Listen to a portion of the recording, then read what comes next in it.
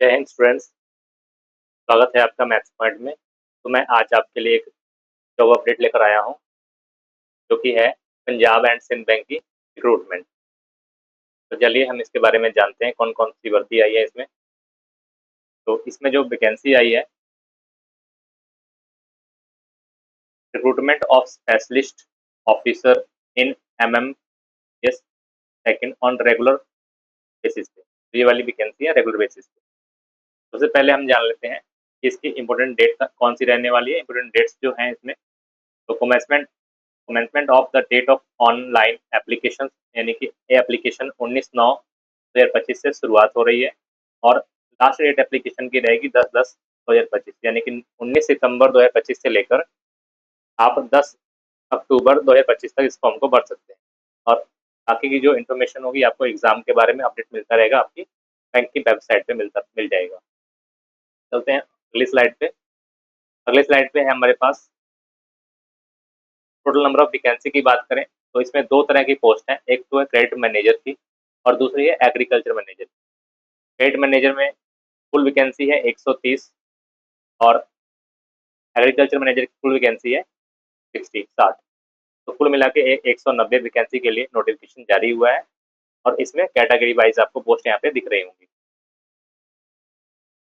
आगे चलते हैं इसके बारे में। क्वालिफिकेशन की बात करें तो क्रेडिट मैनेजर के लिए मिनिमम क्वालिफिकेशन जो चाहिए आपको, graduation in any discipline with minimum 60% marks in aggregate of all semesters. मतलब कि आपको मिनिमम 60% मार्क्स होने चाहिए किसी भी डिग्री में, और 55% मार्क्स हैं SC ST OBC या PWD कैंडिडेट के लिए। उसके साथ अगर आप प्रोफेशनल नॉलेज होगी, professional qualification like CA CMA CFA MBA finance में from the recognized university, institute or board recognized by the government of India, approved by government regular bodies, यानी कि आपका प्रोफेशनल कोर्स भी होना चाहिए और में है। और मिनिमम क्वालिफिकेशन की बात करें, मिनिमम क्वालिफिकेशन तो हो गई, मिनिमम में 3 ईयर का पोस्ट क्वालिफिकेशन एक्सपीरियंस भी चाहिए, यानी कि आपके क्वालिफिकेशन के बाद मिनिमम 3 साल का आपको किसी भी ब्रांच में manager, as a branch manager, credit appraisal processing in the scheduled commercial bank, यानी कमर्शियल बैंक में, शेड्यूल्ड कमर्शियल बैंक में आपको 3 साल का एक्सपीरियंस जरूर चाहिए इस पोस्ट के लिए अपने अगर अप्लाई करना है। सेकेंड पोस्ट थी हमारी एग्रीकल्चर मैनेजर के लिए। तो इसमें बैचलर डिग्री चाहिए, graduation in agriculture, horticulture, dairy, animal husbandry, forest, veterinary science, veterinary science यानी कि एग्रीकल्चर इंजीनियरिंग या pisciculture from the university recognised by the government of India, यानी कि आपको किसी भी यूनिवर्सिटी से एग्रीकल्चर में, डेयरी में, हॉर्टिकल्चर में या एनिमल हस्बेंड्री में या फॉरेस्ट्री वेटनरी में, फॉरेस्ट्री वेटनरी वेटनरी साइंस में आपको क्या चाहिए, डिग्री होनी चाहिए। मिनिमम 60% मार्क्स इसके लिए भी चाहिए, और अगर SC ST या OBC कैंडिडेट है तो उसके लिए 55% मार्क्स भी चलेंगे। इसके बाद आपको इसके साथ साथ आपको 3 साल का minimum 3 year post qualification experience चाहिए, यानी कि आपने किसी भी बैंक में लगभग 3 साल तक काम किया हो, कम से कम 3 साल तक काम किया हो।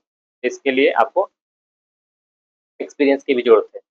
अगली स्लाइड पे चलते हैं। तो अगली स्लाइड है हमारे पास एज क्राइटेरिया की बात करें तो एज क्राइटेरिया जो रहेगा इसका, मिनिमम 23 ईयर, यानी कि कम से कम 23 साल का आपकी एज होनी चाहिए, एज ऑन 1/9/2025 के अकॉर्डिंग, यानी कि 1 सितंबर 2025 को आपकी मिनिमम एज 23 साल पूरी होनी चाहिए, और मैक्सिमम जो होगी आपकी एज होगी वो 35 साल तक जा सकती है।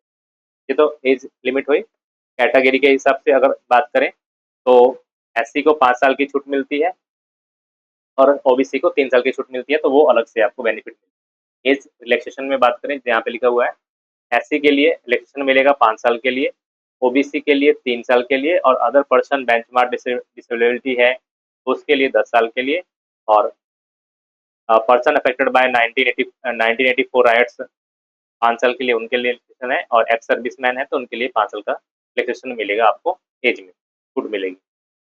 आगे बात करें एप्लीकेशन फीस की, तो इसकी फीस रहेगी नॉन रिफंडेबल होगी, यानी कि आप जितना पैसा जमा कराएंगे वो उतनी फीस जमा हो जाएगी, इसमें कोई भी रिफंड नहीं आएगा। जनरल कैंडिडेट के लिए जो फीस होगी 850 प्लस एप्लीकेबल टैक्सेस और पेमेंट गेटवे चार्ज जो लगेगा आपका लगेगा, यानी कि अराउंड आपको 850 के अराउंड आपको फीस पेमेंट करनी पड़ेगी। और SC ST और PWD कैंडिडेट के लिए इसकी फीस जो रहेगी 100 रुपया प्लस एप्लीकेबल टैक्सेस रहेगा, यानी कि जनरल EWS और SC के लिए ओबीसी के लिए 850 रुपये, जर्नल यानी कि अनरिजर्व्ड EWS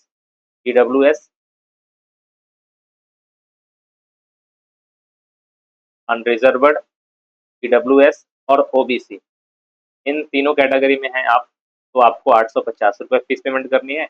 अगर आप SC और ST या PWD में आते हैं तो आपको 100 रुपये आपको फीस पेमेंट, और ये फीस ध्यान दें नॉन रिफंडेबल है, आपकी फीस रिफंड नहीं होगी।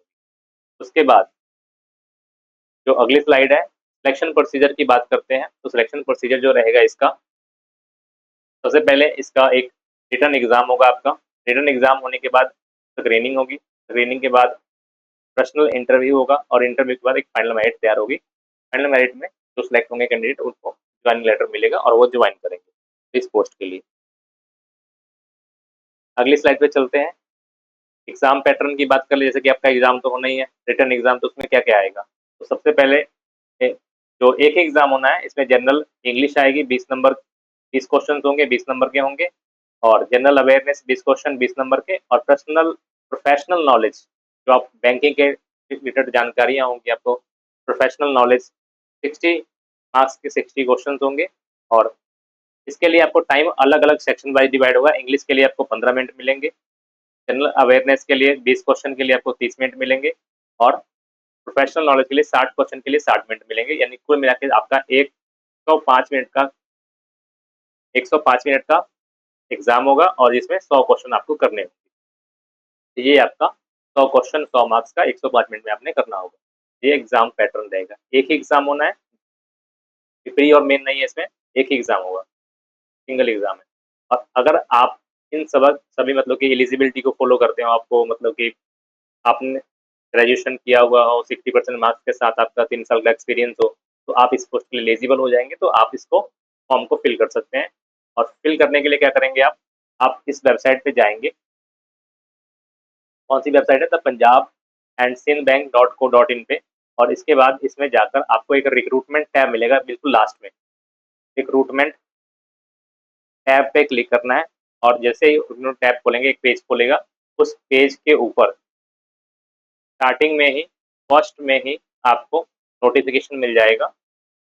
उस नोटिफिकेशन पे लिखा हुआ अप्लाई नाउ के लिए आप उसको अप्लाई नाउ कर सकते हैं, या आपको फुल नोटिफिकेशन ऑफिशियल पढ़ना हो तो आप उसको पढ़ के देख सकते हैं, तो आपको वहां से नोटिफिकेशन मिल जाएगा। याद रहे ये वाली वेबसाइट पे ही जाना है आपको, और इस वेबसाइट पे जाने के बाद आपको फॉर्म फिल कर लेना है। फॉर्म फिल करने के लिए आपको रजिस्ट्रेशन करना होगा। रजिस्ट्रेशन करने के बाद आप पर्सनल डिटेल फिल होंगी, और उसके बाद एप्लीकेशन सबमिट करने के बाद फोटो और साइन अपलोड करने के बाद आपको आपको फीस पेमेंट करनी होगी, और फीस पेमेंट करने के बाद आपका फॉर्म कंप्लीट हो जाएगा। और उसके बाद आपको उसका प्रिंट आउट ले लेना है। प्रिंट आउट लेने के बाद जब वेबसाइट पे कोई एग्जाम डेट नोटिस आएगा तो आप उस पर चेक करते रहिएगा, वेबसाइट पे चेक हो जाएगा। एग्जाम डेट के कुछ दिन पहले आपको एडमिट कार्ड मिल जाएगा, और आप एग्जाम दे सकते हैं। तो ये आपका एग्जाम को फॉर्म भरने का प्रोसेस होगा। Thank you. अगर आपको ये वीडियो अच्छी लगी हो तो प्लीज़ शेयर करें, और चैनल को सब्सक्राइब करो जिन्होंने सब्सक्राइब नहीं किया।